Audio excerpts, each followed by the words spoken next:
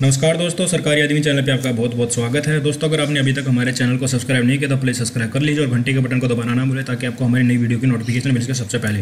दोस्तों, आज की इस वीडियो में मैं आपको 3 अलाउंसेज के बारे में बताऊंगा। पहले HPCA, PCA hospital patient care allowance और patient care allowance.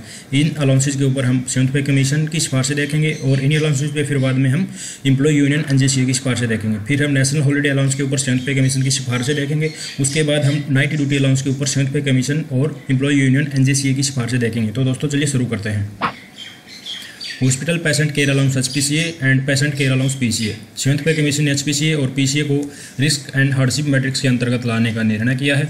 HPCA and PCA को रिस्क एंड हार्डशिप मैट्रिक्स की H1R3 सेल में रखा गया है। मैं आपको बताना चाहूँगा कि दोस्तों रिस्क एंड हार्डशिप मैट्रिक्स की सेल्स बनाई गई हैं, उनमें अलग अलग सेल्स में कितनी हार्डशिप्स है किस अलाउंस में, उसको देखकर अलाउंसेज को उसमें रखा गया है।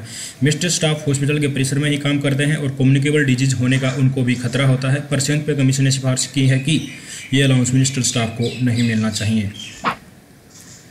अब एम्प्लॉय यूनियन की इन्हीं 2 अलाउंसेज के ऊपर सिफारिशें देखते हैं। दोस्तों, एम्प्लॉय यूनियन NCJCA का कहना है कि मिनिस्टर स्टाफ को इस अलाउंस को न देने की 7th पे कमीशन की जो सिफारिशें हैं वो कोई तर्क पर आधारित नहीं है, क्योंकि वे भी हॉस्पिटल के परिसर में ही काम करते हैं और कम्युनिकेबल डिजीज होने का उनको भी खतरा होता है। इसलिए यूनियन सिफारिश करता है कि ये अलाउंस मिनिस्टर स्टाफ को भी मिलनी चाहिए। जब कर्मचारी का अगले ग्रेड पे में प्रमोशन हो जाता है तो उसको HPCA और PCA अलाउंस नहीं दिया जाता है। दूसरी बात है दोस्तों, जबकि वो कर्मचारी वही रिस्क वाली जॉब पर है। अगर कोई कर्मचारी लगातार रिस्क वाला काम करता है तो उसे लगातार उसका अलाउंस भी मिलना चाहिए। ये एम्प्लॉय यूनियन ने दूसरा पॉइंट रखा है। पहला पॉइंट रखा है उन्होंने कि जो मिनिस्टर स्टाफ है उनको क्यों नहीं दिया जा रहा। दूसरा रखा है कि जिनकी ग्रेड पे एक लेवल से ज़्यादा हो जाती है तो उनको ये अलाउंस नहीं दिया जाता है, उसको जो काफ़ी गलत है एम्प्लॉय यूनियन ने सिफारिश की है इसकी। दोस्तों, दूसरा अलाउंस है नेशनल हॉलीडे अलाउंस। 7th पे कमीशन ने नेशनल हॉलीडे अलाउंस को रिवाइज करने की सिफारिश की है। जो रेलवे एम्प्लॉयज़ नेशनल हॉलीडे के दिन ड्यूटी पर होते हैं उनके लिए ये अलाउंस 50% तक बढ़ा दिया जाए। इसके अलावा जब DA 50% को क्रॉस कर जाए तभी अलाउंस 25% तक बढ़ा दिया जाए। ये 7th पे कमीशन की नेशनल हॉलीडे अलाउंस के ऊपर रिकमेंडेशन है दोस्तों। इसके अलावा defence, postal, atomic energy, department of space जैसे डिपार्टमेंट्स ऐसे हैं जिनको नेशनल हॉलीडे के दिन ड्यूटी पर रहना होता है। इस कारण ऊपर वर्णित अलाउंस उनके लिए भी लागू होना चाहिए, ये 7th पे कमीशन सिफारिश करता है। तो नेशनल हॉलीडे अलाउंस के बारे में 7th पे कमीशन की सिफारिशों में बस इतना ही था दोस्तों। अगला अलाउंस है दोस्तों night duty allowance. International Labour Organization की 1990 की नाइट वर्क कन्वेंशन को ध्यान में रखते हुए 7th पे कमीशन ने इस अलाउंस को बढ़ाने की सिफारिश की है। ये पहले भी 6th पे कमीशन में भी मिलता आ रहा था, पर कुछ डिपार्टमेंट्स में ही मिलता आ रहा था, और 7th पे कमीशन ने सिफारिश की है कि ये अलाउंस जिनको मिलता आ रहा है उनको बढ़कर मिलना चाहिए।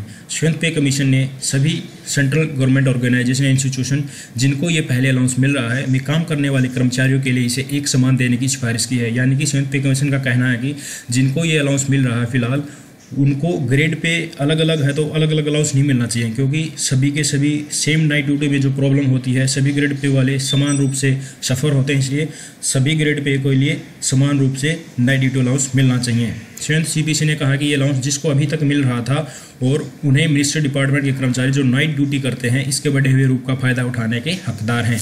ये 7th पे कमीशन की नाइट ड्यूटी अलाउंस के ऊपर सिफारिशें हैं। अभी आगे देखते हैं एम्प्लॉय यूनियन NJCA की नाइट ड्यूटी अलाउंस के ऊपर सिफारिशें। एम्प्लॉय यूनियन NJCA ने कहा कि ऊपर वर्णित अलाउंस में अमेंडमेंट की जरूरत है, बिल्कुल, क्योंकि 7th पे कमीशन ने इस अलाउंस की सिफारिश सिर्फ उन्हीं कर्मचारियों के लिए की है जिनको ये 6 CPC से मिलता आ रहा है। यूनियन ने यह भी कहा कि ऐसे स्पेसिफाइड ग्रेड पे के कर्मचारी हैं जो नाइट ड्यूटी करते हैं पर ये अलाउंस उनको नहीं मिल पाता, इस कारण नहीं दिया जाता कि उनकी grade pay specified grade pay से ज़्यादा है। पर 7th पे कमीशन का ये निर्णय एम्प्लॉय के स्टेटस को ध्यान में रखकर अलाउंसेज से परे रखना बिल्कुल भी सही नहीं है, बिल्कुल तर्कहीन है। उस कर्मचारी को नाइट ड्यूटी में आने वाली सभी समस्याओं का सामना करना पड़ता है, इसलिए एम्प्लॉय यूनियन ये सिफारिश करता है कि उनको भी बाकी सभी कर्मचारियों के बराबर नाइट ड्यूटी अलाउंस मिलना चाहिए। दोस्तों, आज के इन तीनों अलाउंसेज में हमने 7th पे कमीशन और एम्प्लॉय यूनियन NJCA की दोनों की सिफारिशें देखी। तो इस वीडियो को देखने के लिए आपका बहुत बहुत धन्यवाद। Thank you very much.